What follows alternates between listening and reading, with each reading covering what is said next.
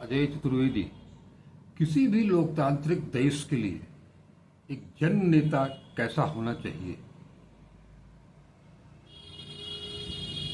कई पुराने लोग बताते हैं, बहुत कुछ मैंने भी देखा और सुना है कि जन नेता वो होता है जिसका कि जनता से सीधा सरोकार हो, जनता से सीधा संवाद हो, जनता की तकलीफें, जनता की दिक्कतें, उनकी पीड़ा ये सुनने और समझने की क्षमता और शक्ति दोनों ही उसके अंदर होनी चाहिए।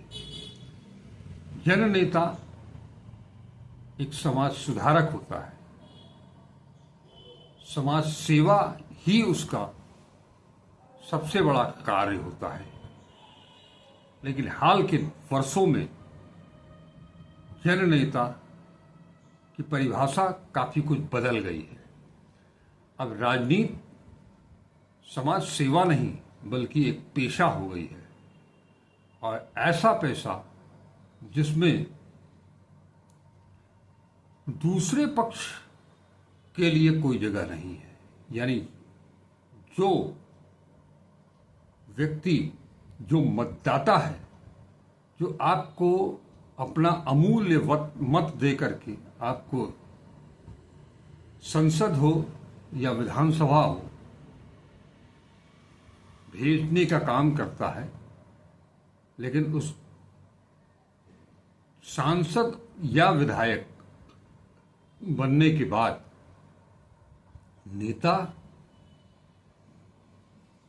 उसी जनता का शासक बन जाता है, और फिर उसके आगे उसे कुछ नहीं दिखाई देता। जनता की क्या तकलीफ है, क्या पीड़ा है, उसकी क्या कोई समस्या है, उसे कैसे दूर किया जा सकता है, उसके लिए क्या कुछ किया जा सकता है, आपसे क्या बन सकता है जो आप उसके लिए, उसके परिवार के लिए, उसके रोजी रोजगार के लिए क्या कर सकते हैं। लेकिन इन दिनों भारतवर्ष में एक ऐसा जन नेता सामने उभर करके आया है जिसे आम जन से सीधा सरोकार है। चाहे वो रेहड़ी पटरी वाले विक्रेता हो, चाहे वो मोटर गैराज चलाने वाले मोटर मैकेनिक हो, राजगीर मिस्त्री हो, लोको पायलट हो, कोई भी हो, वो हर किसान हो, मजदूर हो,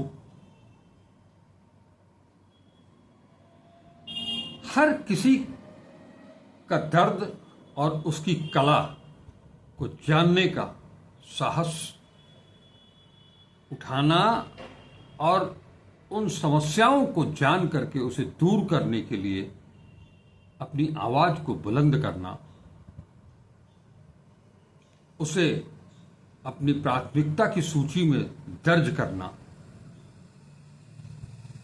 ऐसा कोई अगर चेहरा इस देश यानी कि भारत देश में हाल के वर्षों में अगर कोई सामने आया है तो वो और कोई नहीं बल्कि कांग्रेस के पूर्व अध्यक्ष राहुल गांधी हैं। लोकसभा में नेता प्रतिपक्ष राहुल गांधी हैं। आपने अनेक ऐसे अवसर देखे होंगे जब वो किसी ट्रक ड्राइवर के साथ उसके केबिन में बैठ करके सफर करते हैं और ट्रक चलाना सीखते हैं। ट्रक चलाने वाले चालक की क्या क्या दिक्कतें हो सकती हैं,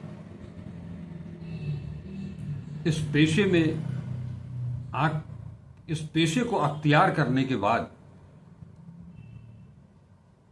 उसे अपने दैनिक जीवन में क्या क्या रुसवाइयां झेलनी पड़ती हैं, क्या वो एक आम नागरिक की तरह अपने परिवार का पालन पोषण कर पाता है। यही सवाल कभी वो खेत में जा करके धान की रोपाई कर रहे किसानों से मिलते हैं, ट्रैक्टर भी चलाते हैं, राजगीर मिस्त्री से भी मिलते हैं, उससे भी बहुत कुछ सीखते हैं और उसके बारे में भी, उस पूरे व्यवसाय के बारे में उनसे जानते हैं। देश में जब लगातार रेल हादसे होते हैं तो उनका कारण जानने के लिए वो लोको पायलट के पास पहुंचते हैं, उनसे सारी बारीकियां समझने की कोशिश करते हैं, जानते हैं।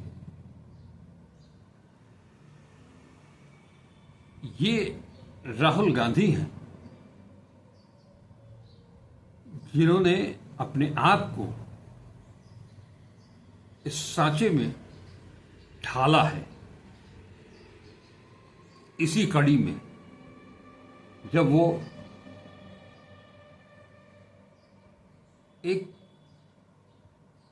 अपने एक मानहानि के मुकदमे में पेशी के लिए सुल्तानपुर पहुंचते हैं पिछले शुक्रवार को। पेशी के दौरान अपने आप को निर्दोष साबित करते हुए अपना बयान दर्ज कराते हैं और वहां से लौटते हुए जब उन्हें हवाई अड्डे जाना था, सुल्तानपुर से निकलते हैं और सुल्तानपुर के उस वीरान सड़क के किनारे एक झोपड़ी नुमा दुकान में बैठे हुए रामचैत को देख करके अपना काफिला रुकवाते हैं। वो उनके पास जाते हैं, रामचैत जी के पास, उनके साथ बैठते हैं।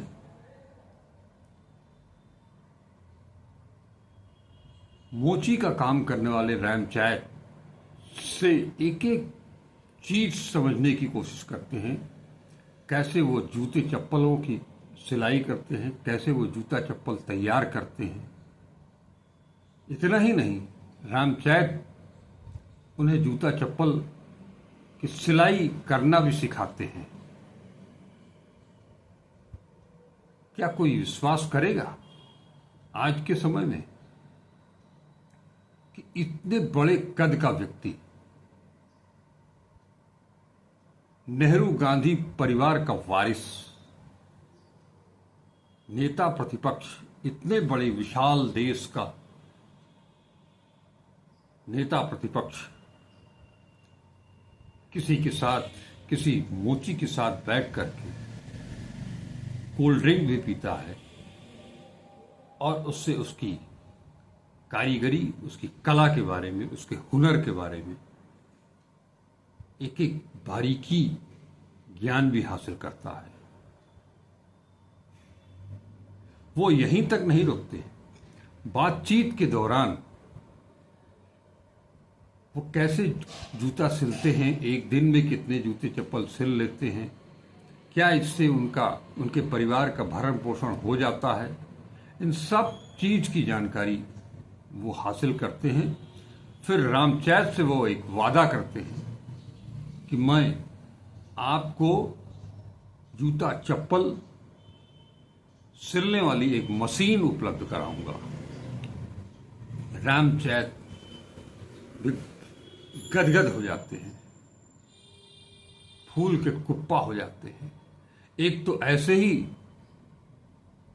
कि राहुल गांधी जैसा व्यक्तित्व उनके सामने, उनकी दुकान में, छोटी सी दुकान में, खपरेल घास फूस की दुकान में बैठ करके उनसे बात कर रहा है, उनसे उनके रोजगार के बारे में पूछ रहा है, उसकी जानकारी हासिल कर रहा है। वैसे ही वो फूल करके कुप्पा है। लेकिन इसी बीच जब राहुल गांधी वापस दिल्ली लौटते हैं तो अगले ही दिन यानी कि शनिवार को रामचैत के नाम एक चमड़े की सिलाई करने वाली मशीन अपनी टीम के साथ भिजवा देते हैं। रामचैत की खुशी का ठिकाना नहीं है। रामचैत बताते हैं कि जब राहुल गांधी आए थे तो उनसे बातचीत हुई थी, उन्हें सब कुछ बताया गया था, तभी उन्होंने ये वादा किया था कि आपको एक मशीन जरूर देंगे हम, जिससे आप सिलाई कर सकेंगे जूता चप्पल की। रामचरित बताते हैं कि अभी हाथ से सिलाई करके 24 घंटे में, माने कि एक दिन में बमुश्किल 1 या 2 चप्पल जूता सिल पाते हैं, लेकिन अब ये मशीन मिल गई है तो रोजाना वो कम से कम 7-8 जूता चप्पल जरूर सिल देंगे और इस तरह से अपना वो कारोबार भी बढ़ाएंगे। रामचरित यहां तक कहते हैं कि केवल जूता चप्पल की ही सिलाई नहीं होगी, बल्कि अब बच्चों के लिए स्कूल जाने वाला बैग और महिलाओं के लिए पर्स भी सिला करेंगे, वो भी बनाएंगे। रामचरित ने दिल्ली से मशीन लेकर के आई राहुल गांधी की टीम को राहुल गांधी के लिए 2 जोड़ी जूते भी भिजवाए। ये है लोकतंत्र, ये है प्रजातंत्र। और राहुल गांधी की जो मंशा है उसको ये रेखांकित करने वाला दृश्य होता है। एक शीर्ष पर बैठा हुआ व्यक्ति हकीकत में केवल बयानों से नहीं, जब वो कहता है कि ग्रास रूट तक, समाज के अंतिम व्यक्ति तक को समाज की मुख्य धारा में ले आना है, तो वो केवल जुबानी जमा खर्च नहीं होता। राहुल गांधी उसके पास, ऐसे लोगों के पास बैठते हैं, बात करते हैं, उनके साथ खाते पीते हैं, उनका दुख दर्द बांटते हैं, उनकी बातें सुनते हैं। राहुल गांधी के लिए ये रामचरित और राहुल गांधी की ये जोड़ी इस देश के उन तमाम राजनेताओं को लोकतंत्र की परिभाषा और राजनीति क्या चीज है इसे बताने की, इसे समझाने की कोशिश करते हैं। इससे बड़ा उदाहरण शायद आज के समय में और कोई नहीं होगा कि एक जरूरतमंद के पास पहुंच करके उससे बातें करना और उसकी जरूरतें क्या हैं इसको जान करके अपने स्तर से उसकी पूर्ति करा देना, यही आइडियल, ये एक आदर्श स्थापित करने का इससे बड़ा उदाहरण और कोई नहीं मिल सकता है। न केवल रामचरित हैं, इस समाज में जहां कहीं वो दुर्घटनाएं होती हैं उनके पीड़ितों के पास भी पहुंचते हैं, उनके हक और हुकूक की बात करते हैं, छात्रों से मिलते हैं तो उनके अधिकारों, उनकी जरूरतों की बात करते हैं। वो जब अग्निवीर से मिलते हैं तो उनकी बातें सुनते हैं और उनके लिए लड़ते हैं। नीट यूजी तो एक बड़ा स्कैंडल हो गया। इससे जुड़े हुए तमाम स्कैंडल्स जो कि पेपर लीक से जुड़े हुए मामले हैं, उन सब मुद्दों को उठा करके छात्रों का, युवाओं का दिल जीतने का काम करते हैं। तो इतनी सारी खूबियां जिस एक राजनीतिक के बीच में हो, एक राजनीतिक व्यक्तित्व के अंदर समाहित हो, तो फिर क्यों न उससे लोग जुड़े, चाहे वो युवा हो, चाहे वो दलित हो, पिछड़ा हो, अति पिछड़ा हो, आदिवासी हो। वो महिलाओं के दुख दर्द जानने के लिए उनके पास भी पहुंचते हैं, उनकी भी पीड़ा सुनते हैं और उसे भी दूर करने का प्रयास करते हैं। ऐसे ही लोगों से मिल मिल करके, ऐसे ही लोगों से जानकारी हासिल कर करके उन्होंने अपना घोषणा पत्र 2024 के लोकसभा चुनाव के लिए तैयार करवाया था, जिसे कि नाम दिया गया न्याय पत्र। ये कोई न्याय पत्र कोई छोटी चीज नहीं थी, एक बहुत बड़ा दस्तावेज है इस आजाद हिंदुस्तान के इस सदी का। ये काम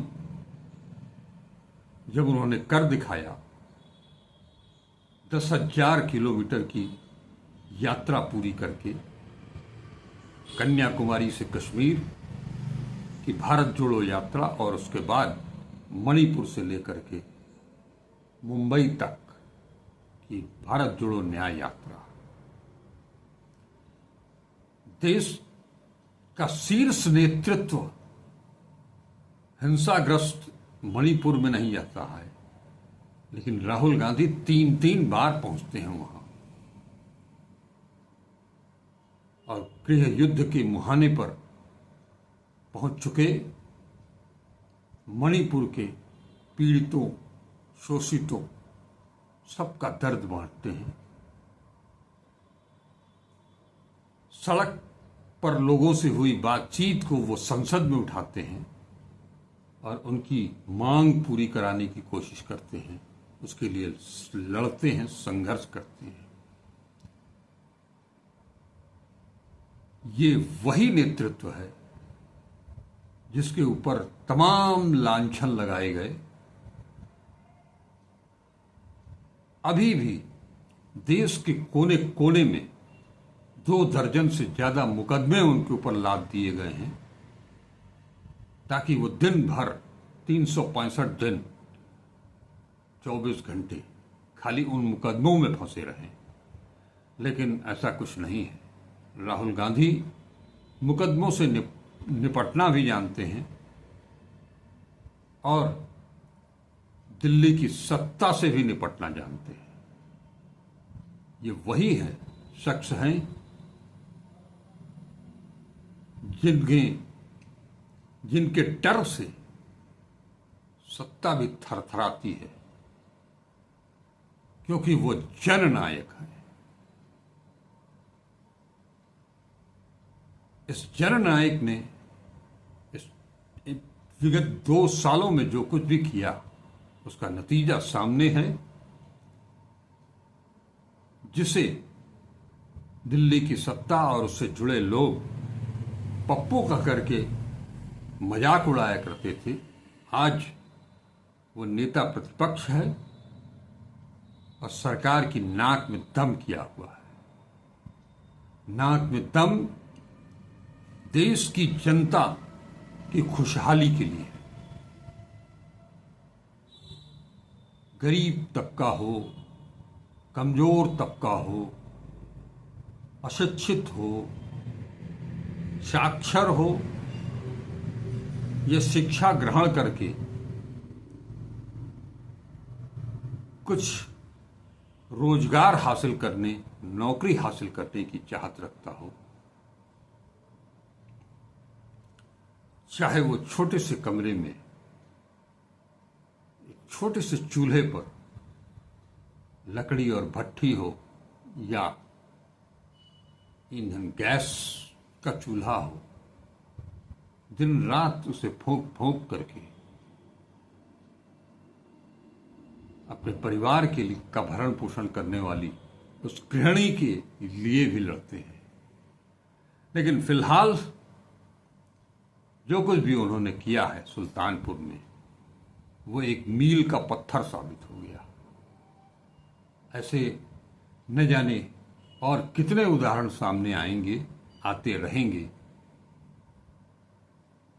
तभी तो मैंने पिछले एपिसोड में आप लोगों को बताया था कि किस तरह से राहुल गांधी ने अपना रूपांतरण किया है और किस राह पर वो चलना शुरू किया है, क्या है उनका मकसद, ये सब कुछ आपको बताया था। दरअसल स्वतंत्रता आंदोलन के दौरान ही महात्मा गांधी, जवाहरलाल नेहरू, सरदार पटेल, बाबू राजेंद्र प्रसाद, इन सब की सोच यही थी कि इस देश के हर नागरिक को उसके लायक काम मिले और जो खास तौर पर जो पुश्तैनी व्यवसाय है उसको आगे बढ़ाया जाए। राहुल गांधी की सोच में इन ऐसे लोगों से मिल करके और ऐसे लोगों से उनके पेशे के बारे में जान करके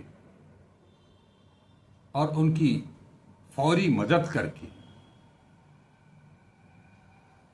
वो सिर्फ ये साबित करना चाहते हैं कि इस देश का निचला तबका, छोटा तबका, गरीब तबका,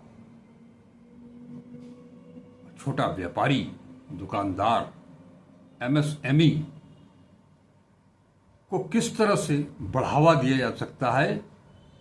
और वो बार बार कहते हैं कि एमएसएमई ही वो रीढ़ है जिसकी बदौलत इस देश की मंदी दूर हो सकती है, इस देश की आर्थिक स्थिति सुदृढ़ हो सकती है। केवल जमा खर्च से आप विकसित नहीं हो सकते हैं, उसके लिए कुछ ठोस उपाय करने होते हैं, जिसकी तरफ राहुल गांधी ने अपने पांव बढ़ा दिए हैं, अपने हाथ फैला दिए हैं, अपनी मुट्ठियां भींच ली हैं और कदम दर कदम आगे बढ़ते चले जा रहे हैं। ये वीडियो आपको कैसा लगा जरूर बताइएगा। आपके विचार हमारा मनोबल बढ़ाएंगे, हमारा उत्साह बढ़ाएंगे, साथ ही हमारी एक बहुत बड़ी मदद भी करेंगे। तो आपकी मदद जारी रहे। हम आपके पास वो सब कुछ लेकर के आएंगे जो कुछ भी घटित हो रहा है इस देश में, इस देश के विभिन्न राज्यों में, अपने उत्तर प्रदेश में, अपने वाराणसी में। हम आपको बहुत जल्द, संभव हो तो मंगलवार की रात या बुधवार को एक वीडियो ऐसा देने जा रहे हैं जिसमें इस देश की रुग्ण हो चुकी नदियों को किस तरह से स्वच्छ किया जा सकता है, अपनी लाइफ लाइन, इस देश की लाइफ लाइन मां गंगा को किस तरह से प्रदूषण मुक्त किया जा सकता है, यमुना को किस तरह से प्रदूषण मुक्त किया जा सकता है, जैसे ठीक वैसे जैसे कि पेरिस की मेयर ने सीन नदी को तैराकी के लायक बना दिया। और इतना ही नहीं, दुनिया के सबसे बड़ा खेल महाकुंभ ओलंपिक करा दिया। चलते हैं, हम फिर मिलेंगे, हम मिलते रहेंगे। आप हमारे साथ बने रहिए। वीडियो को लाइक कीजिए, ज़्यादा से ज़्यादा शेयर कीजिए। अगर अब तक @अजय चतुर्वेदी 842 यूट्यूब चैनल को सब्सक्राइब नहीं किया है तो उसे सब्सक्राइब जरूर करें। नमस्कार, अजय चतुर्वेदी।